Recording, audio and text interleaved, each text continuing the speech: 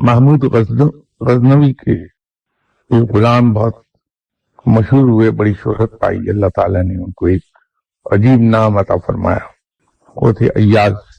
محمود غزنوی ایک دن دربار میں بیٹھے تھے اور انہوں نے ان کے سامنے ایک پھل پیش کیا گیا، اس میں سے ایک کاش انہوں نے اپنے اس وزیر کو دی جو انتہائی عقل مند اور وفادار گردانا جاتا تھا، اور دوسری کاش انہوں نے اپنے غلام ایاز کو دی۔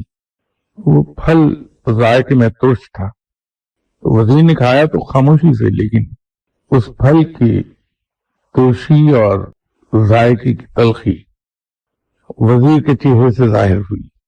اس کے برعکس ایاز نے پھل کی وہ کاش بہت مزے لے لے کے کھائی اور اس پھل کی تعریف کی کہ کیا اعلیٰ پھل آپ نے مجھے دیا ہے کھانے کو۔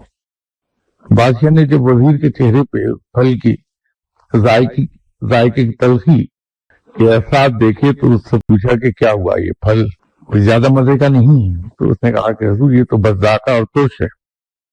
تو وہ حیران ہوا کہ ایاز تو بڑی تعریف کر رہا تھا، بڑے مزے سے کھا گیا۔ تو اس نے کہا کہ تم نے یہ پھل جو کھایا تمہیں اس کا ذائقہ کیسے لگا؟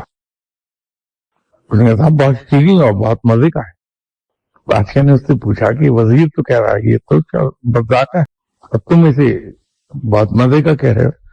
اس نے کہا حضور بات یہ ہے کہ یہ بے شک ترش اور بس ذائقہ پھل ہے، لیکن آج تک جو جتنے آپ نے پھل دیے، کیا کیا مزے کے پھل آپ نے مجھے کھلائے ہیں، کیا کیا مزے کی نعمتیں دنیا کی مجھے آپ نے انجوائے کرائی ہیں، تو کیا ہوا اگر ایک روز آپ کے ہاتھ میں مجھے ترش اور بس ذائقہ پھل بھی کھانے کو مل گیا؟